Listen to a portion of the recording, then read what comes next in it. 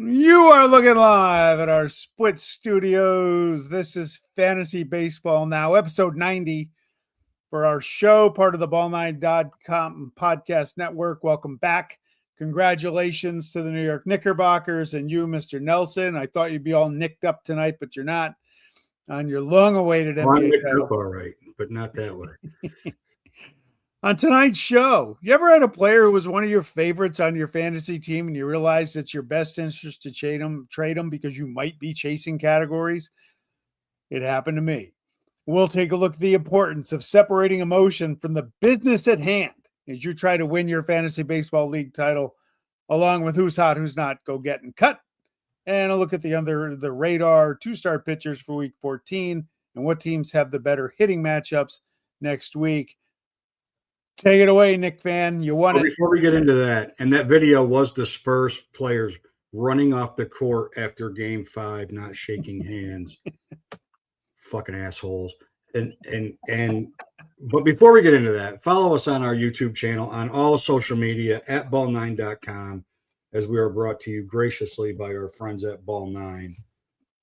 It's been a week, dude. It's been a week. It's been a full week.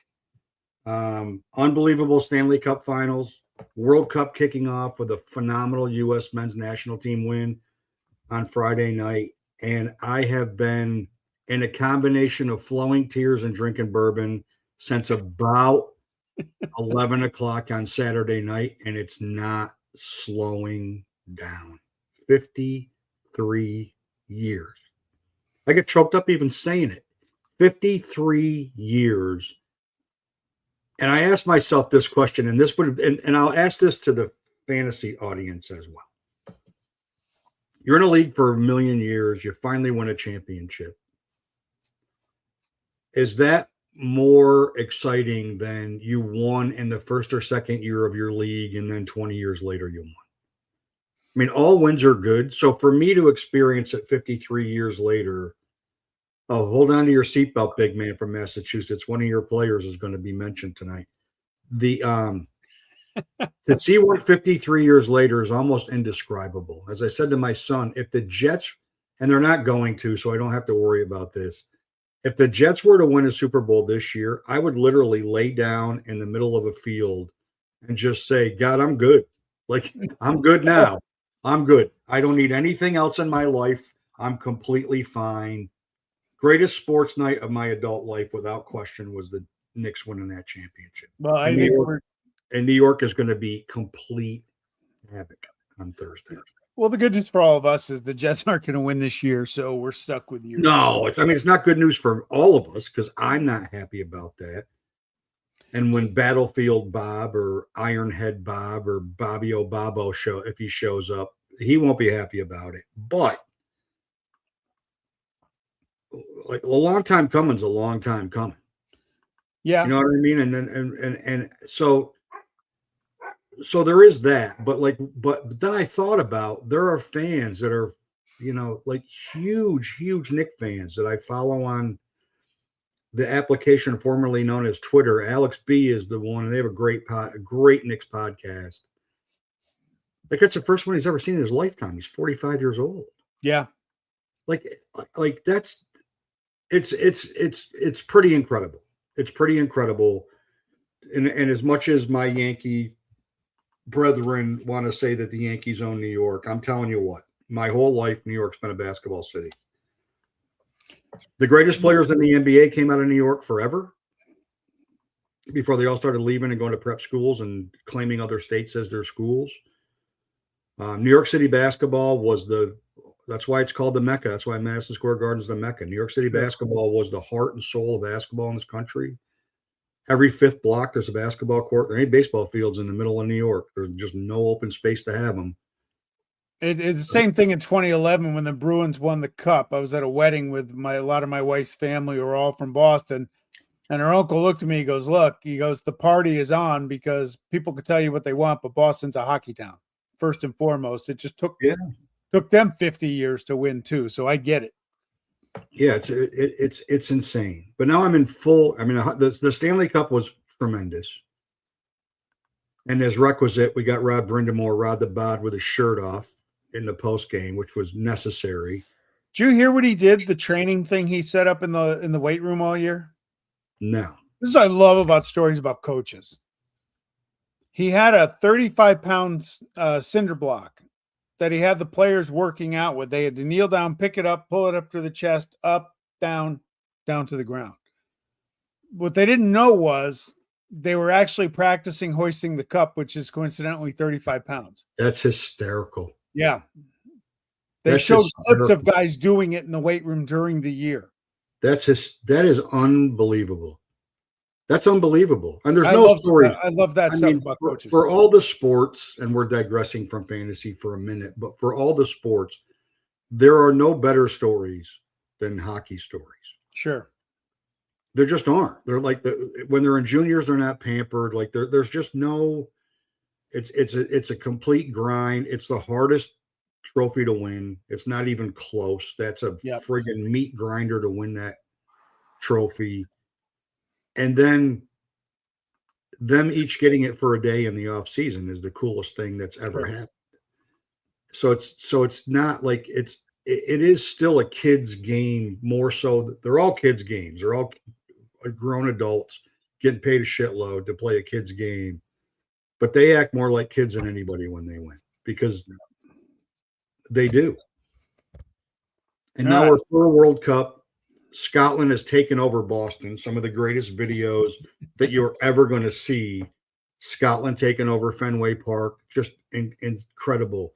Police officers dancing with like Cape Verde and here the other day with Ivory Coast. Like the Philly police cops like that were supposed to be doing crowd control dancing in the middle of the Ivory Coast fans after they won here in Philadelphia. I mean, it's just so far so good.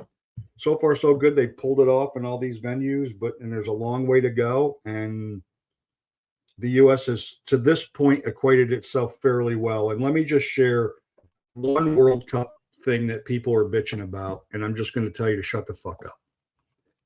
If you're bitching about parking after you paid $1,000 for a ticket, first of all, find a different fucking way to get there. I mean, I can speak for here. People were complaining that parking at Citizens Bank Park was $350 for a car and $500 for an SUV for match one. And the mayor said specifically, we're not raising prices of public transportation because we don't want people to drive. Yeah. If you get your car and you drive down there and you're not smart enough to look at regional rail or you're not smart enough to look at the subway system and park a fucking Fern Rock, which is safe, and take the subway down, you're dope. Stop bitching. Stop bitching. Stop bitching about ticket prices you're paying. I mean, like I looked at game 6 for the Knicks because we were out for happy hour on Friday. And my buddy and I, who's a huge Knicks fan, who's going to the parade, and he said, "What's your number for game 6?" And I said, "Well, I actually gave it a lot of thought today, and it's $10,000. That I would have paid $10,000 to go to game 6. Jesus Christ. Wow. Like a full year travel budget for one game to say I was there. Now, my head would have been scraping the top of Madison Square Garden. I'd looked before game 5. The lowest price ticket was $12,600. And had they lost, that ticket would have been $20,000. That's insane. That's a lot. Hey, it's a lot. If that's the market. The market is whatever, but the market is what people will pay. And speaking of that, the market being what people will pay, you, like an idiot, traded Drake Baldwin for a person I probably owe an apology to. I probably owe an apology. In fact, I know I do. I owe 2 players apologies in this moment. One is Adley Rushman. I owe him an apology. I owe you an apology. I thought you were the worst fantasy catcher that there ever was. I've been proven wrong. The second one is Pete Crow Armstrong, who I thought was cooked, and who I thought was cooked and had turned into Neil Armstrong instead of Pete Crow Armstrong. And all of a sudden, he's on a complete and absolute rip tear. Capped off with a cycle last night. He's on absolute fire right now. Yes. And just by chance, the Cubs are winning again. Who knew? All right. So here's the Baldwin trade. And I'll tell you, It's a stupid This trade. this You're not hurt going to me. win anyway. I don't know why you made that trade. This coming from the guy sinking like a stone. We'll see. I This don't- hurt me. I had other things on my mind. This hurt me for Did this we reason. mention the Knicks won a 26 NBA championship? Did we mention that yet? Drake Baldwin very quickly became one of my favorite players when the first 5-6 weeks of the year. Yeah, when you stole him from me in the draft. When I stole him one pick ahead of you. Yes. I love the guy. I didn't think I'd save him. I don't believe in keeping catchers in a 5-keeper dynasty league. I just don't believe in it, but I would have in this case. But I had to take a look at it in the midst of a week where my pitching staff, who I like my starting pitching, name-wise, when they compiled a 7.68 ERA last week, it was just absolutely killing my buzz that I was getting off my offense, 9 guys getting 20 home runs during the week. I'm like, how do I got 2. how do I improve my pitching staff without hurting my offense? And that's hard to do. So I took a look at it. When Drake Baldwin hurt his oblique, 12 teams, 10 categories, 120 points, 60 offense, 60 pitching. 60 available offensive points. When Baldwin got hurt, May 18th, I had 48.5 hitting points. The day I made the trade, I had 53.5 hitting points, and mostly because I picked up Yordan Alvarez and Byron Buxton, and those two guys are just going bananas since I got them. My offense improved. What idiot traded you Byron Buxton? Maybe he'll comment. Maybe he's tuned in right now. He's this guy, the guy that commented. So I said to myself, I love Drake Baldwin. I'm winning batting average by a ton. I got a decent lead in RBIs, decent lead in runs. My home run category should take care of itself with this ascension. He's not going to help me in steals, and I got about 8 or 9 points of steals. So I said, all right, what is Drake Baldwin going to do for my team when he comes back? He will help fortify some of the categories for sure because he's the best catcher out there. But I said, Jesus, what if I can go get myself a starter to help? Because Chris Sale hasn't been very good in the last month. Nate Eovaldi is just too inconsistent. Parker Messick's kind of come back to earth a little bit. I mean, JT Ginn was great for me last night. Who knew that? I threw him in there. Well, you did because you had him as one of your two starters for this week. I did, and I didn't want to pitch Parker Messick. And it looks like Baldwin homered tonight. Very good. There you go. So I saw an opportunity to get Chase Burns, who I love. And I said, Chase Burns is going to help this staff. I got Kyle Harrison from you last Tuesday. I need strikeouts badly. Go get Chase Burns. Give up Baldwin again. I'm now to answer my question I asked myself, how do I improve my pitching staff a lot by not touching my offense? Trade the guy that's on the injured list. Now he's back now, but my offense has flourished since I traded him. I actually was hoping the big man in Massachusetts would turn me down because I didn't want to trade Drake Baldwin, but I thought it was the best interest of my team. He posted the offer, and he'll tell you, I waited like 4 hours. Usually if I don't make a trade in the first 5 seconds, I'm not going to. I had to really think about it because trading Baldwin was painful, but Chase Burns looked pretty good last night. And again, I thought it was in the best interest of my team. You gotta play as your coach famously once said, you play to win the game. Well, first of all, I mean, Chase Burns is really good, but he pitched against the fucking Mets last night. So don't get all excited. Don't get all excited about that. Though he is really good. The problem I have with Chase Burns is going to be on an innings limit. Yeah, you did give up Brian Wu, who was great for 4 innings the other night, and then all of a sudden 2 innings, and then decided that he was Brian Wu, this year's version of Brian Wu. Holy shit! I 2 innings. I'm like, this guy. I got to watch this game. He might throw a no hitter. He looks so good out there. I left the room for 15 minutes. I come back and I'm like, what's that score? I get him. They're up 2-0. I had to grab my glasses. It was 6-2 Baltimore. I couldn't tell if it was a 6 or a 0. I'm getting older. I need the bifocals. I was like, what the hell just happened? I traded on it, but the other part about that is I got Adley Rutschman back, who's having a decent year. His role on my team is now just don't kill me. Don't get hurt and don't kill me. Just keep doing what you're doing. Hit 274. You hit 20 home runs. He's on pace for 95 RBIs. I'll take that all day. Yeah, you can't. So, like, there's two parts of this equation from an emotional standpoint. For one is you like injuries they happen. Like O'Neal Cruz was rolling and now he's not in my lineup, and that's not good. Yep. Right. That's just not good. Like 4 category guy, his batting average is but like power, runs scored, RBI, stolen bases, that's not good. So that hurts. But if you can allow yourself to remove any emotion at all about players when you have a chance to win in a dynasty league specifically,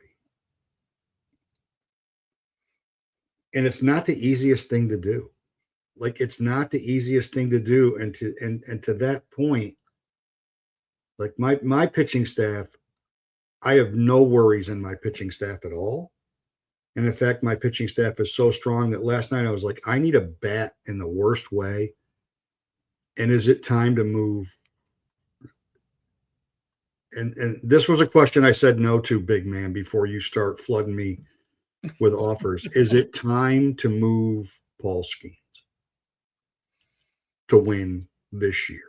Really? And I literally had to ask myself that question, because in the back of my head, the easier player for me to trade is Blake Wheeler. And I already know. You're trading the right winger from Winnipeg? Zach Wheeler. Blake Wheeler. Yeah, he'd be very easy to trade. The guy that forgot how to score goals. Yeah. So Zach Wheeler would be the easy guy for me to trade, because I think I would get a pretty good return for him. And I know I'm probably not going to save him, because I'm under the assumption they're not playing next year. So this may be his last season. Ben Rice just homered, by the way. And but Skeens would get me whatever I want. Skeens would get me everybody but Ohtani, frankly. If I knew Judge was coming back next week, I'd get Judge for Skeens. You'd have to be an idiot not to make that trade. You're going to get a 10-year keeper pitcher who's going to be in Cy Young contention for 10 years for a 33-year-old outfielder. You'd have to make that trade. But then I was like, you know what? No. I'm not emotionally attached to him, and I'm not saying I won't trade him, but the fact that I actually thought about him, and I said going into the year, I'm not going to get emotionally attached to any players. I'll trade whatever I got to trade to win. Yep. And not yet. Not yet for me. I had one bad week. I'm still not that concerned. I'm really not. I mean, I'm not. Like, I have a team that can win this league if I don't get any more fucking injuries, which is just like insane. You're in an injury drought when the guy you pick up to replace the guy that went on the injured list never got a chance to get in your roster because he got hurt before he got a chance before the weekend. Like, Adolis Garcia has been on a little bit of a tear for the Phillies. I'm like, I'm going to pick him up and get some power and some RBIs out of Adolis Garcia. And I plugged him into my lineup on Thursday for this week, and he got hurt on Thursday, and he went on the IL. And I'm like, good God, you got to be kidding me. He's going to be out a while, too. Look, you've got to be kidding. He's going to be out for a while. He's going to be out for a while. So, yeah, I didn't think it was a good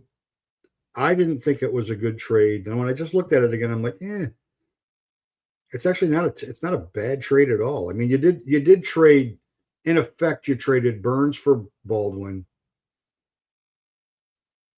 from a dynasty standpoint. You traded Burns for Baldwin, and then you traded Wu and Marino for Rutschman, which is fair. And then I will also share in my frustration and my canned response on the application formerly known as Twitter. To the people in our world that are in our space, if you're going to put proposed trades up, would you like? I've been offered this for this. Put your league format up. Put whether you're a dynasty league and put what place you're in, and then all the rest of us can actually give you input into that trade as to whether we would make that trade or not. Some of them are pretty easy. Would you trade A for B? Like, yeah, of course I would, because yes, I would trade Shohei Ohtani for Steven Matt, or I'd trade Steven Matz for Shohei Ohtani, but there's got to be two teams involved. But there's some pretty, like, people post some really, really interesting trades, but without context, we can't share any advice on those trades. True. I'm in second place. I'm in a head-to-head league. It's non-dynasty. I've been offered, X and X for Y and Y. But that kind of shit we can actually look at and go, you know what? Yes, you should make that trade right now. Or it's a dynasty league and I'm in 8th place in a 10-team league and somebody just made me an offer for Skeens and I'm like, don't do it. Like, why would you, like, I'm in at 8th place in a 10-team rotisserie league and somebody made me an offer for Skeens. Like, you're not going to win, dude. It's fucking June. It's not happening. I saw an offer today. I'll ask you what you think. The team is in 3rd place in a 12-team 5x5 league. Cal Raleigh, Pete Alonso, and Jose Ramirez for Nick Kurtz. It's a dynasty league and it's Rhoda. Yep. Ramirez will be back in 6 weeks if he's back like he was the last time this happened to him. Alonso's having a really good year. Alonso's having a really good year, and I was high on him coming in. Despite the fact that Baltimore sucks, he's having a pretty good year. And who was the third player? Cal Raleigh, who's back tonight. I would probably do it. Really? My response to Unstoppable Baseball was I'm not trading Nick Kurtz. Well, you are in 3rd place, but you're not in 3rd place by 3 points. You're in 3rd place by 12 points. So it'd be different if I was in 3rd place by 2 points. You know what? Nick Kurtz is going to be great for a long time. But you can't say I play to win. You play to win the games on one trade and then get offered a trade like that and then just say I'm not trading. Okay. Well, that's where you got to remove the emotion. Devil's advocate. Max Muncy's having a good year as my third baseman, and Jose Ramirez is not back for 6 weeks. So there's no value, right? For now. So a first ballot Hall of Famer with a track record like he has, forget 6 weeks. When he comes back August 1st to the end of the season, I will guarantee his stats will be double in productivity to anything Max Muncy does. Because Max Muncy is what Max Muncy is. And I am very down on him because he screwed me many, many times. Many. And I know he got LASIK surgery, and I know he went to glasses, and I know he's having a blah, blah, blah, blah, blah, blah, blah, blah, blah, blah, blah, blah, blah. He's going to get hurt sometime in the next month because he always does. And then he's going to do a 1 for 30, and you're going to kick yourself in the ass and go. And then he's going to do 1 for 30 when there's an injury report that Ramirez is coming back today. And you're going to offer that to Unstoppable, and he's going to be like, fuck no. No. Very possible. No. Very possible. All right. You ready to move on to who's not or who's hot? I am ready to move on to who's hot and who's not. Sweetness. I can't make it.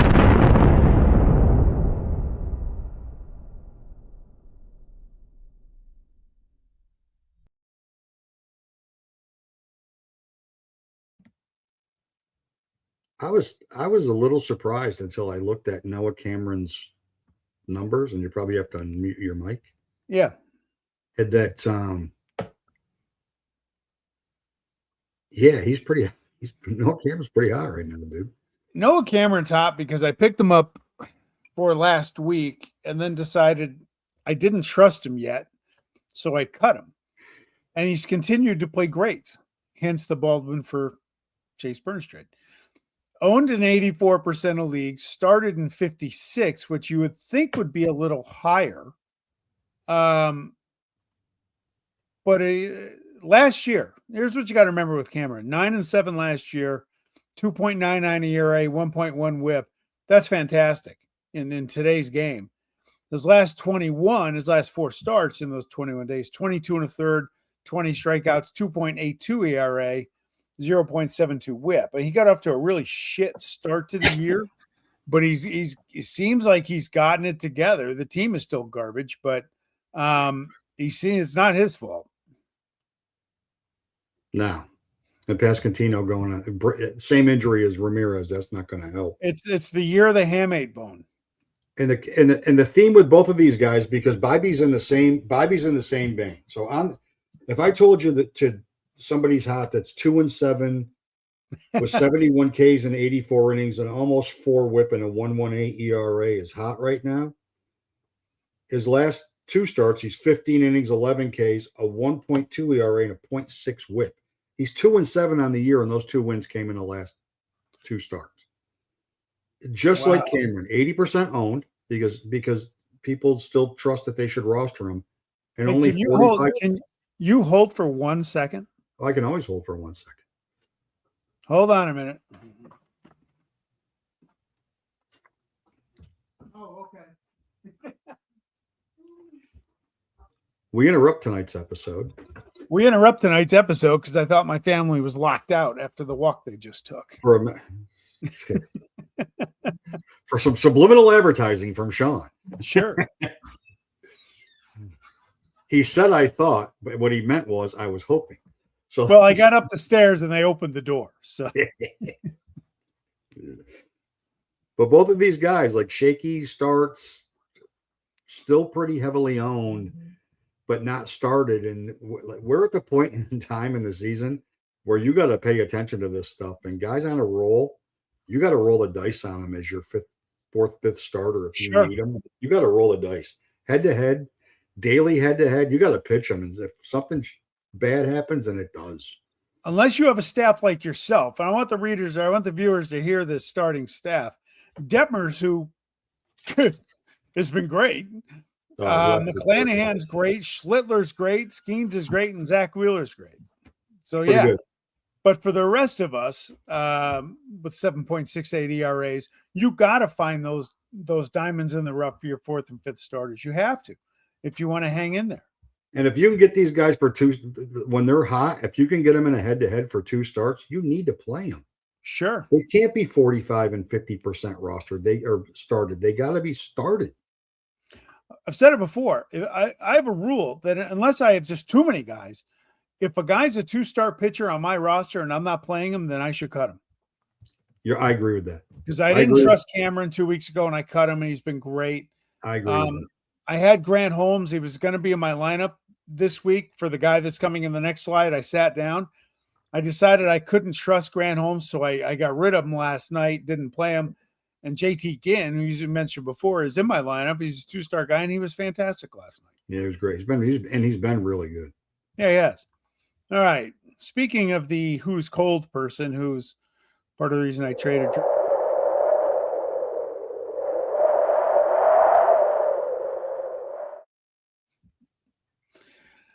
I still love Parker Messick. I still believe in Parker Messick. But Parker Messick took a seat this week with his 1 start at Milwaukee, last 21 days, which is 3 starts, 16 and a third, 0-2, 4.41 ERA, 1.29 WHIP.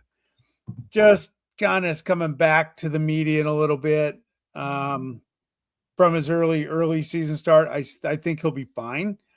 But like I said, I played JT Ginn over him just because, and I actually played Nate Eovaldi over him. It really came down to Eovaldi or Messick for that start. And I played Eovaldi at San Diego at home, Messick at Milwaukee. I'd sit him down for the week. Yeah, Messick might have hit a little bit of a bump. I still trust him. I wouldn't cut him. No, you don't cut him. certainly like this next guy who needs a standing ovation in the worst way. I mean, Trey Turner does a lot of really good things. He just hasn't done them a lot this year. He's not having a great year, number one, but the last 2 weeks, he's 189, 2 RBI, 7 runs. You and I'd score 7 runs the way the Phillies are hitting. He does have 3 steals. How old is he? Oh, that's a good question. Is he 32? He's 32. He'll be 33 in 2 weeks from today. Probably needs to move to second base at some point.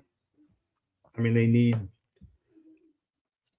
doesn't have the range. He never really has. He's always been a better second baseman than, he started out as a center fielder. He's always been a better second baseman than a shortstop anyway.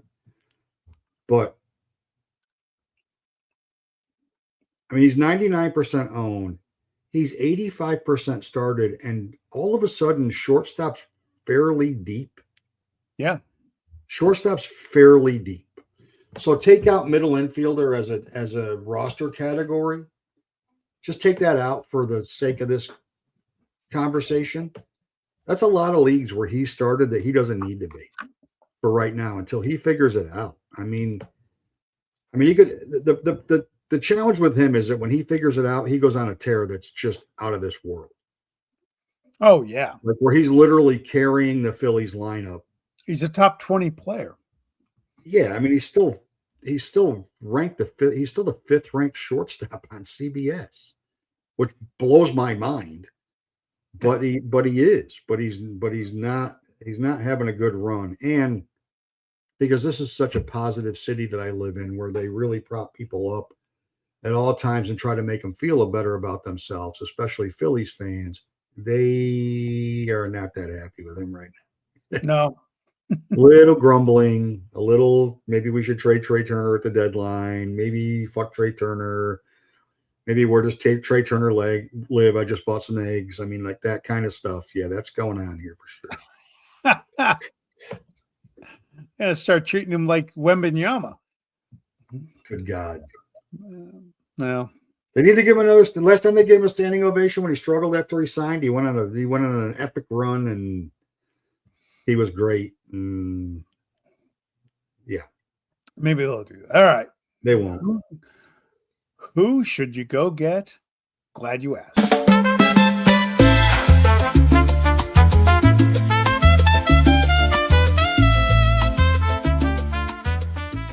Ella's frozen over for me, but I'll let you start with Spencer Horwitz. You shocked me with that one. So on a year, Spencer Horwitz is 281, 9 homers, 31 RBIs, 29 runs. He's only 59% owned. He's 49% started, but when you dig into first base and corner infield, how he's not more highly rostered, and since he came back from injury, which he started the season hurt, when Ryan O'Hearn was out for the Pirates, Spencer Horwitz was their offense. Spencer Horwitz has. I say you got to go get him, especially if you have any Pascantino, and you need to go pick up a first baseman. Vladdy's hurt now, and he's obviously his paycheck's weighing him down because he's hitting with no power. He's still having a decent year. Devers is a disaster, they're going to trade him, or they want to. I'm not sure it would take Mr. Personality, but he can't be worse than some of the guys you're rostering, especially when you look at what he's done over the last 30 days. Like most of his stats have been in the last 30 days. And then the first ballot, and then you got the first ballot Hall of Famer. Look, his last 21 days, he's ranked 28th in CBS, hitting 347, 9 runs, 4 homers, 17 RBIs, even stole a base. You said it before. When guys get hot, you got to get them, and you get them in your lineup. You know it's not going to last forever. He's getting a little older. He's almost old enough with the hairline to be a co-host of the show. Yeah, so, he's pretty close. I think he's coloring his beard, if I'm being honest, because he's He's a pretty gray man for sure. He's a pretty gray man for sure. There's no doubt about it. So I'm going to look real quick at first base rankings on CBS.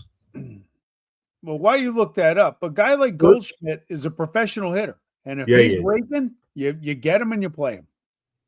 Kurtz, we're not questioning that. Matt Olson, we're not questioning that. Ben Rice, to homer tonight, but without judging the lineup's a different player. Harper's having a really good year. Vladdy, like you want to roll the dice with a hot player instead of now an injured Vladdy? Why not? Alonso having a good year. Sal Stewart until tonight's been in a major funk. Yeah. Major. Freddie Freeman's Freddie Freeman. I know you love him. Miguel Vargas, who in our league, I'm not sure qualifies for first base, but if he does, he's having a tremendous year. Josh Naylor, like, what's Josh Naylor going to give you in a week that these two guys aren't going to give you, besides maybe steal a couple bases? That's assuming he gets on base. Devers is a disaster. Yandy Diaz doesn't qualify for first base in about 90% of the leagues because I don't think he's played an inning there this year. Yeah. Christian Walker having a tremendous year. I was wrong about him. He's having a really good year. He's having a Christian Walker year. Jonathan Aranda. I mean, Jonathan Aranda is a really good player and a good contact hitter, but he's no different than either of these two guys for what they give you. Wilson Contreras is the Red Sox offense, sadly.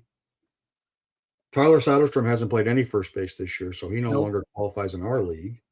Alec Burleson hasn't played any first base this year, though he's having a really good year. No, he's all first base. He's all first base. He's really good. He's hurt. He hadn't played any outfield. Michael Busch didn't hit until 2 weeks ago. I mean, Pascantino's hurt. I mean, you got like these two guys, Jake Bowers, maybe even Andrew Vaughn to some extent. I mean, you got a choice between, like in this grouping, you got to pick up Goldschmidt, Horowitz, Spencer Torkelson. Yeah. You know the Yankees are going to score a shitload of runs. As long as he's in the lineup, he's going to help you, right? It's not forever. We say that whenever we talk about some of these guys. They're not going to be great forever. He's old. Okay, he'll slow down a little bit, but you get it while you can. You know, if you have the roster spot open. He's the 33rd ranked first baseman, and Horowitz is 39. And there's probably 8 or 10 guys in front of each of these guys that I would take either of them over. Yeah. The way they're going right now. All right. Who we dumping? Who to remove from your team? Here we go.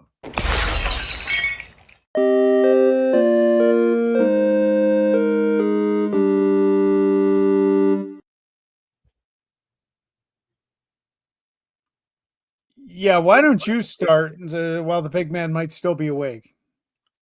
Yeah, so here's so in his last 3 starts, Connolly early, 7.36 ERA, 1.98 WHIP, 0-3. I know he's 89% owned, and he's only 48% started. But go find somebody that's going to help you right now. If he's on your roster and you're not going to start him, go look for somebody that will. Just go he's looking at the ball in this picture, begging it to miss a bat. Like, can you please miss a bat one time? He's probably wishing it a safe trip because it's about to get hammered. Yeah. Should I sign this now so the fan has an autographed baseball? The guy sitting up on top of left field. That's what it's been.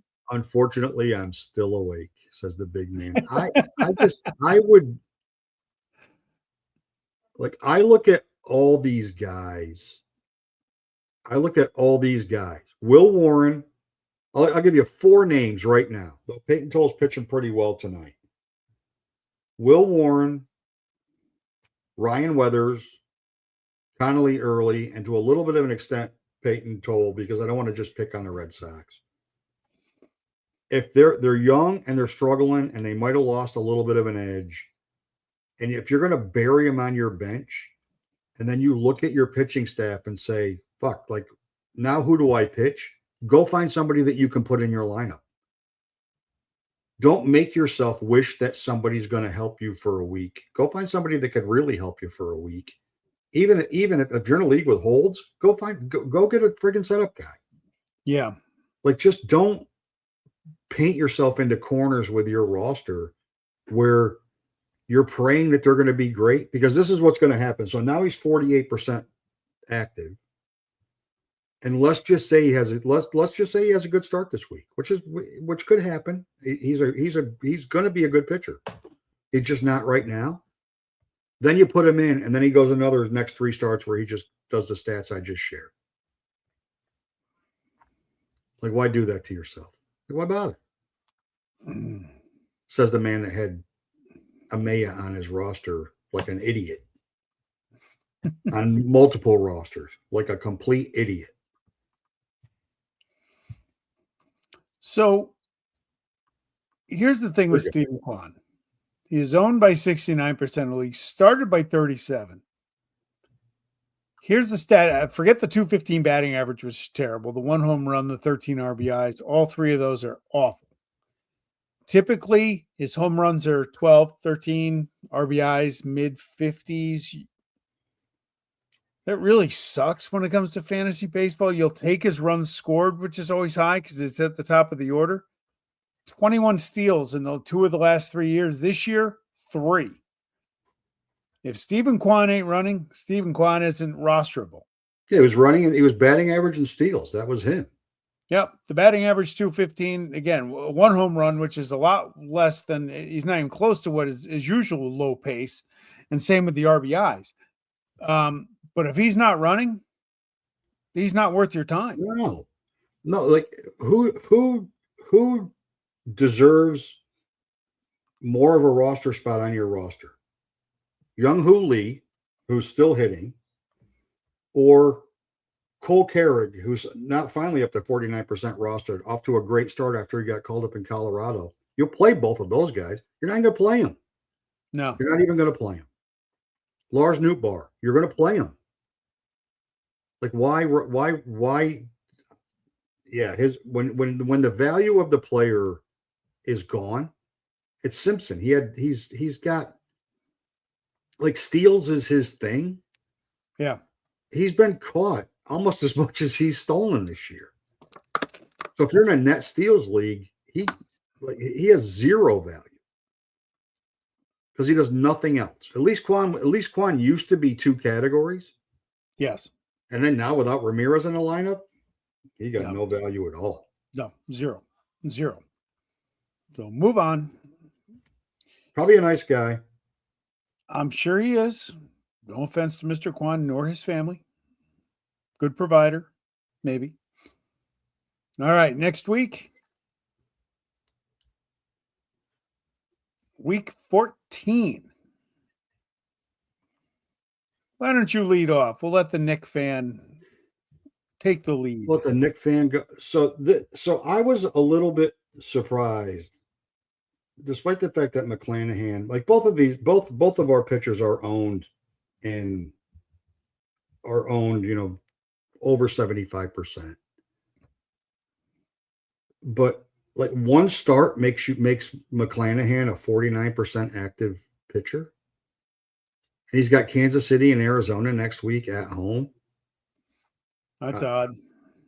I don't know. Like you got to be kidding me, man. Like he is in the lineup for 2 starts, no matter what. He's been really good. Like back to before being injured McClanahan, except for 1 start this year. 1. Like you can't throw a guy away to 49, but he had 1 bad start. So did Skeens, so did Wheeler, so did a lot of guys. Now your guy, I am not a big fan of his. I love him.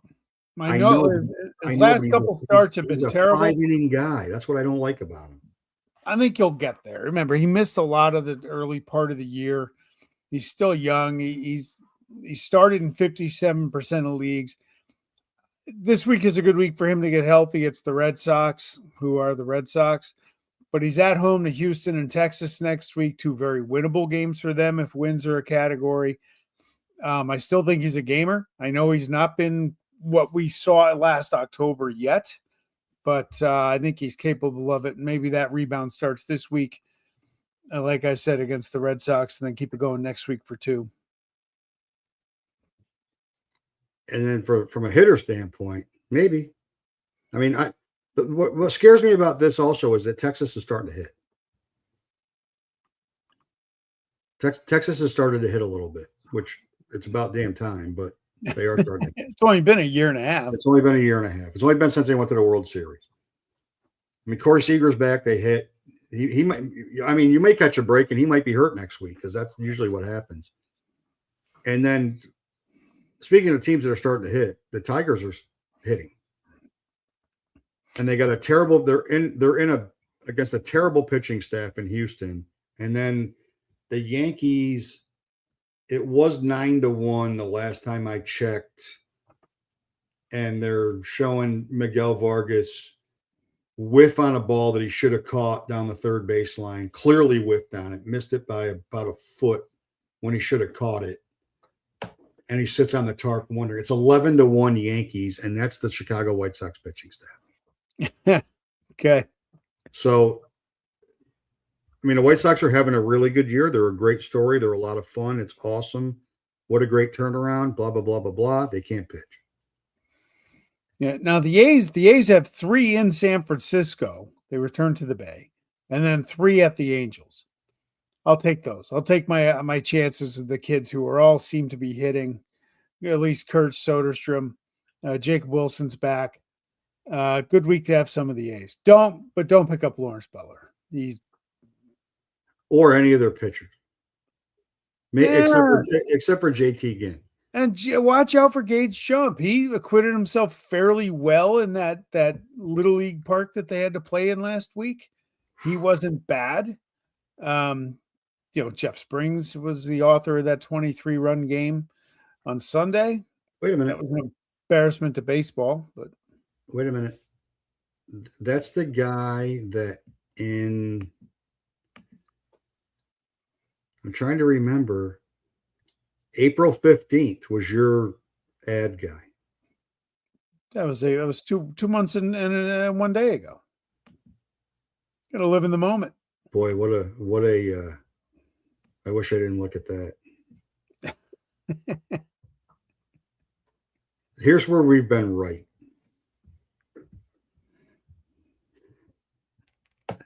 We weren't right the first episode. April 7th, you had Jordan Walker, I had Otto Lopez. We were right. April 15th, Angel Martinez. Yeah. April 22nd, Landon Roop, Josh Young. Yeah. Yep. Probably right, even though Roop's hit a little bit of a wall. Then we got to go all the way to, I'll give you Zach Geloff, May 13th. That's a good one. May 27th, I had Jack Powers. June 3rd, you had Curtis Mead, who hasn't slowed down even a little bit. I had Sean Burke that week. What an idiot I am. June 9th, we had Gage Jump and Bryce Eldridge. Bryce Eldridge is on a tear. Yeah. On an absolute tear. I should have friggin' picked them up a month ago when I had a roster spot to do it, and I didn't. Yeah. But on the flip side, to make ourselves feel a little bit better, on the cut 'em, we've been right every single week. That's good. We've been right every week. Though Griffin Jacks, who was my week 1, who got obliterated as a reliever in Tampa, might be making this get him list sooner than we think, because they moved him to the rotation and he's been pretty good. Now he gives you no length, but he's been pretty good as a starter. BU02215 finally got his buttons pushed with me extolling the virtues of Trey Savage. Yeah. I agree with him. He's apparently not a fan. I agree with him. He had a great postseason. He had a really good postseason. He was tremendous in the postseason. But he's underwhelming. He's underwhelming for where he was ranked, especially for where he was ranked. And I mean, he's a 2-start pitcher. It's kind of hard not to start him. Yeah. Especially given alternatives that you might have in your lineup. But head to head, he could be -10 as easily. He could be +30. But Dustin May was 40 points last night on ESPN. 40. Yeah, Dustin fucking May. Are you kidding me? I was bent because I just picked up Riley O'Brien. He cut his hair, and now the dude's a walking no-hit alert every time he pitches. What the hell? I was pissed because I just picked up Riley O'Brien. I saw 3-0. I'm like, oh, I just got a layup of a save. I'm like, Dustin May had a complete game. Are you serious? One hitter with 1 walk and 9 strikeouts last night. A complete game for Dustin May used to be 5 innings. Like, first of all, a complete game in Major League Baseball is like seeing a unicorn out your front window. Yeah, it doesn't happen. Doesn't happen very much. Oh, wow. Oh, well. So I don't know what we're going to talk about next week, but I guarantee you at some point in time in next week's show, I am going to mention that the Knicks won a world championship. Yeah, go for it, man. You got to bask in the moment. I'll be basking in that for a long, long time. Yeah. A long, long time. I was going through pictures of 10-year-old me trying to find me and my Walt Frazier t-shirt from when I was 10. And then I got interrupted by one of the bourbon manufacturers, and I lost track. And you go order your New York Jets Brandon Sorsby jersey in a few days too. You'll blow one of your first round picks next year on that. So I'm glad you brought that up as we digress away from fantasy baseball. As a follow-up to last week's tangent. Yeah, here's another tangent. If you're an NFL team and you spend above a 5th round pick in a supplemental draft on a guy that may never be allowed to play in the NFL, you're just not fucking serious about football. You're just not serious about winning. I think the league is going to allow him. They let Keon Booty come in from LSU, and he was doing it. I think the league's going to allow him. If you're a team that you want to hire this guy, if you want to, and I don't want to hear that, well, you know what, give the kid a break. He has I feel bad he has a problem. We said that last week. Yeah, give him a break. Yeah, but you know what? When a lawyer gets disbarred, they can no longer practice law. No, not legally. Not legally. But when you gamble on sport, I mean, that's the death penalty. Sorry. It's one thing to gamble on sports. On your team. It's another thing to gamble on your team, even if you bet on your team. I mean, the worst is you're gambling on outcomes that you have control over. That's this college basketball thing that's blowing up every day. It seems like they're finding kids that were affecting outcomes of games with their performance. And I mean, it's just, but look, you know what would be fitting right now? It would be like if in this rant about gambling, like every major sport in the United States, we had this rant about gambling, and the commercial that followed was DraftKings or FanDuel. Yeah, there's a bit of hypocrisy there. Or Polymarket or Kalshi. I mean, it's like fucking, you can't, like, it's a pandemic for young males from 18 to 24 years old. Yeah. It's a huge problem. So he is one kid in the issue at hand. He just happens to be the profile kid that's going to bring this to light. The Rosarena to the IL. There we go. Damn it. Oh, wait a minute. God. Trashy is Savage and a Rosarena to the IL. The last 2 comments. Maybe next week we'll have a guest. And he can do them live. Todd, you just did me a solid, man. I had Colton Cowser on reserve, and that game doesn't start for 10 minutes. I was able to get Cowser in my lineup, Todd. Thank you. So the fact that you have Colton Cowser on reserve tells me you can make 800 trades for the rest of the season. You're not winning this league. Who else am I going to have? Stephen Kwan? Well, maybe. Right? Maybe. Shit. You could have Cole Carrick. No, I got him. Right up on a road arena not 2 hours ago was he was going to sit him tonight, though. He could pinch hit when he'd be in the lineup tomorrow. Well, apparently not. That sounds like maybe the Yankee medical staff has infiltrated the Mariners.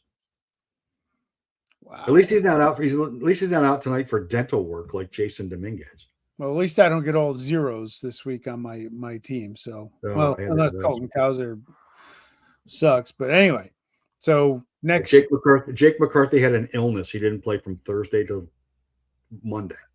That's why I cut him. All right. Jeez. Next Tuesday. I'm sure we'll come up with something creative, something fun. Happy Father's Day. Yeah, happy Father's Day. No, it's happy birthday to all you fathers out there, per Ralph Kiner.